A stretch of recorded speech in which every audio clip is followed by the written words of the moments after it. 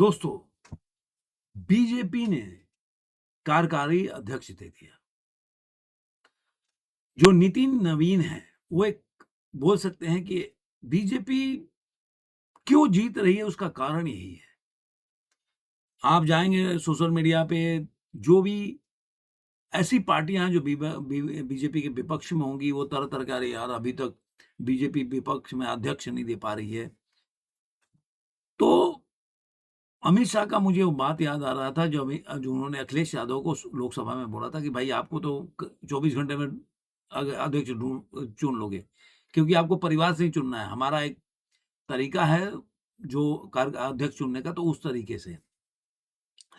तो बहुत दिनों से ये चल रहा था कि भाई बीजेपी का जो अध्यक्ष कौन होगा, तो अब जो है कार्यकारी अध्यक्ष मिल गया, जो कि अध्यक्ष चुनने तक वो बीजेपी के अध्यक्ष बने रहेंगे। लेकिन इसमें सबसे बड़ी बात बताने वाली क्या है कि बीजेपी का राष्ट्रीय कार्यकारी अध्यक्ष, सोचिए एक विधायक, आप सोचिए बिहार विधानसभा में जो कि सड़क और परिवहन मंत्री हैं, उन्होंने 2020 के विधानसभा में जो शत्रुघ्न सिन्हा के बेटे हैं लव सिन्हा, उनको उन्होंने 84,000 वोटों से हराया और वो कायस्थ समुदाय से ही आते हैं। तो बीजेपी ने एक ऐसे व्यक्ति को, जो मतलब हम हमारे सोच से भी परे है, हम लोग मतलब एक आम कार्यकर्ता भी बीजेपी में अध्यक्ष के पद पे चला जा सकता है, बहुत बड़ी बात है।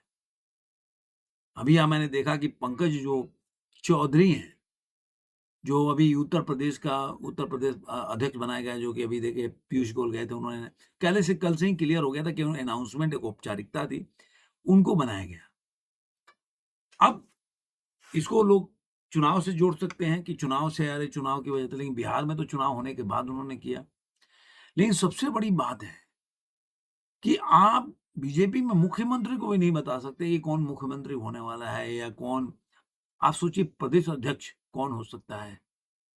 ये आप इसीलिए दो एक जो कार्यकर्ता होती है ना, जो कार्यकर्ता काम करते हैं जमीन पे, वो उत्साहित हो जाते हैं। वो सोचते हैं कि अरे यार बड़े पद पे तो हम भी जा सकते हैं। जैसे मोहन यादव को देखा होगा, पीछे बैठे थे, उनको पता ही नहीं था कि मुख्यमंत्री वो बनने वाले हैं। वो पीछे से उठ के आए। तो ये एक उम्मीद जगाता है, जो कार्यकर्ता है वो सोचते हैं कि निचले, ऐसा नहीं कि निचले पायदान पे बैठे हैं और आपको कोई जानता नहीं है राष्ट्रीय नेतृत्व में, या सोशल मीडिया पे आप छाए, तो सोशल मीडिया पे जो छाया रहता है वो समझते हैं कि यही एक मतलब क्राइटेरिया है फेमस होने पे, आपको कुछ बना दिया जाए। बीजेपी में ऐसा नहीं है। जो ज़मीन पे काम कर, मुझे लग रहा है वो काफ़ी एनालिसिस करते होंगे, काफ़ी नज़र रखते होंगे कि किस तरह से अभी खबरें आ रही हैं, जिस तरह से इनके बारे में रिपोर्ट आ रहा है कि किस तरह से ये इन्होंने जो भी काम बीजेपी ने दिया और उसको बहुत ही अच्छे तरीके से इन्होंने उसको पूरा किया, ये बड़ा बात है। कोई भी कार्य हो, तो एक कार्यकर्ता जो बीजेपी के जिस तरह से काम दिया गया, वो काम किया और उसके बाद वो मतलब जो उनका पूरा सिस्टम है बीजेपी का, वो बना के रखता है कि भाई क्या है, ये बंदा काम कर रहा है, कैसे काम कर रहा है, इसका संगठन पे कितनी पकड़ है, इसका बात व्यवहार कैसा है, लोगों से कार्यकर्ता से कैसे मिलता है। ये सब देखते हैं कि भाई ऐसा नहीं कि आप में कार्यकर्ता से मिल ही नहीं रहे हैं, आप में ईगो प्रॉब्लम है, मृदुभाषी ना हो, तो ये सब चीज़ें बड़ा काउंट करता है। क्योंकि आपको एंड ऑफ द डे आपको पार्टी को आगे बढ़ाना है। तो पार्टी को आगे बढ़ाने में कार्यकर्ता का अहम भूमिका होता है। तो आप कार्यकर्ता के साथ मिल के काम करते हैं, तो एक उनमें अच्छे से बात करेंगे तो उनमें एक एक तो क्या होता है कि उनका मोराल जो है बूस्ट होता है। दूसरा क्या, जब ये से देखते हैं कि किस तरह से इन्होंने, किस तरह से कि कोई भी नहीं जानता हो, अचानक जो भी न्यूज़ चैनल वाले पता नहीं क्या-क्या सोच रहे थे। मैंने सोचा कि भाई भूपेंद्र यादव हो सकते हैं। कई लोगों का नाम आया है। बहुत लोग लंबी रेस में थे, जो बड़े हमेशा मीडिया में छाए रहते हैं, उन लोगों का नाम था। लेकिन एक ऐसे आदमी को आया कि जिसको कानो-कान तक पता नहीं था, हवा नहीं था। इसका मतलब पूरे पद्धति पे, कार्यप्रणाली पे बीजेपी का पूरा टीम नज़र रखती है कि कौन कैसा काम कर रहा है। और इससे क्या होता है, जो आपके निचले स्तर पे बैठा हुआ कार्यकर्ता होता है, जो मैंने बोला ना कि उसके दिमाग में आता है कि अरे यार, अगर हम मेहनत करेंगे, पार्टी के लिए काम करेंगे, तो पार्टी हमारे काम को रिकॉग्नाइज़ करेगी।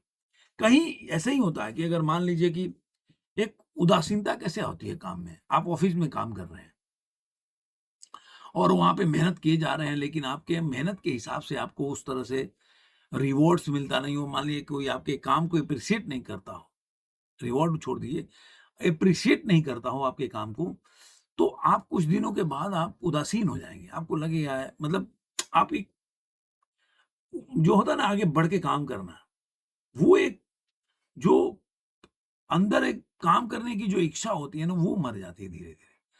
तो अब बीजेपी जो है काम करती है, अब आप दूसरे पार्टियों में देख लें, उनको पता होता है, या तो मल्लिकार्जुन खड़गे थे, उनका नाम पता था सबको, भाई बड़े लीडर थे, अशोक गहलोत बड़े लीडर थे, या तो वो बनते या तो वो बनते। कोई ऐसा नहीं है कांग्रेस में जो छोटा आदमी कोई विधायक हो कहीं का, उसको कार्यकारी कांग्रेस का अध्यक्ष बना दिया, कभी सोच भी नहीं सकते आप कांग्रेस की पार्टी में या किसी भी पार्टी में। आपको अगर वो परिवारवादी पार्टी नहीं है तब भी आप नहीं सोच सकते। जो आपको आप प्रेडिक्ट कर सकते हैं, 5-6 लोग हैं, इन्हीं लोग का नाम है। लेकिन ये जो बीजेपी ने किया उसके बाद से आपको लग जाएगा कि बंदा जो है मतलब किसी को भी चुन सकता है। अब ये 4 बार ये बांकीपुर राजा बिहार का, वहाँ से विधायक रहे हैं कभी, और इन्होंने बहुत बड़े, उसके बाद इन्होंने बताया कि पुष्पम प्रिया चौधरी भी इस चुनाव में लड़ी थी, लेकिन वो हार गई थी बांकीपुर विधानसभा से। इन्होंने 2 मार्च 2017 को नवीन ने बिहार के भारतीय राष्ट्रीय कांग्रेस के नेता अब्दुल जलील मस्तान के खिलाफ देशद्रोह का मामला दर्ज किया था। उनकी नागरिकता पर सवाल उठाया था। मस्तान ने कथित तौर पर एक रैली में भीड़ से प्रधानमंत्री नरेंद्र मोदी की तस्वीर को जूते मारने से के लिए कहा था। यह और आज ये भारतीय जनता के, अब जैसे लोग तो इसके ऊपर अलग-अलग कमेंट करते रहेंगे, जो जिस तरह आम आदमी पार्टी के संजय सिंह का कमेंट आ गया कि पर्ची से यहाँ पे मुख्यमंत्री जैसे बनते हैं, वैसे पर्ची में यहाँ पे अब अध्यक्ष भी बनाए जा रहे हैं। तो कम से कम ये तो है ना कि भाई जो आदमी जानता भी नहीं उस आदमी को यहाँ बनाया जाए, तो ये एक अलग चीज़ होता है ना कि किस तरह से मतलब किस तरह से कार्यकर्ता का मोराल बूस्ट होता है, वो बड़ी बात है। अब ये नवीन किशोर प्रसाद सिन्हा के बेटे हैं, जो नितिन नवीन जो है उनके बेटे हैं। उनके पिता जो है ये बीजेपी के वरिष्ठ नेता रह चुके हैं, और पिता के निधन के बाद नितिन नवीन ने सक्रिय रूप से राजनीति में भाग लिया था। और पहली बार 2006 में उपचुनाव में जीते थे नितिन, मतलब वो बांकीपुर विधानसभा से लगातार 5वीं बार वो जीत चुके हैं। पहली बार 2006 में उपचुनाव में दर्ज हासिल हासिल किया था उन्होंने। उसके बाद 2010 में, 2015, 2020 और 2025 के विधानसभा चुनाव में लगातार विजयी रहे। और 2025 के विधान चुनाव में उन्होंने 98,299 वोट हासिल किया था। आरजेडी की जो उम्मीदवार थी रेखा कुमारी, उन्होंने 51,936 के बड़े वोट से हराया था उनको, ये जो नितिन नवीन कुमार है। उन्होंने अब तरफ पार्टियाँ तो अपने से करने लगे, अभी बधाइयाँ-वधाइयाँ मिलने लगी है। नीतीश कुमार से लेके सारे लोग बधाई दें, तो ये दर्शाता है कि बीजेपी कैसे काम करती है, किस तरह से अपने कार्यकर्ता में मोराल, ये बहुत बड़ा स्टेप है, इससे कितना बड़ा मोराल बूस्ट होता है, ये बड़ी बात है। अब सवाल ये उठता है कि बाकी अभी जो अध्यक्ष का चुनाव अब होगा तो देखते हैं वो कौन अध्यक्ष है, लेकिन ये अब एक तो झटका तो हो जाए ना, गूगली बॉल दे देना कि अगर किसी ऐसे को आप चुन लो अध्यक्ष जिसके बारे में पता भी ना हो किसी को। अब जैसे कि वहाँ पे पंकज चौधरी बने, तो उनके बारे में बोल रहे हैं कि अरे यार ये तो पंकज चौधरी जो क्या है, जो पंकज चौधरी हैं वहाँ पे अगर देखा जाए तो कुर्मी जो जाति से आते हैं, जो ओबीसी हैं, तो उनकी भी देखा जाए तो उत्तर प्रदेश में काफ़ी बड़ा वोट बैंक है।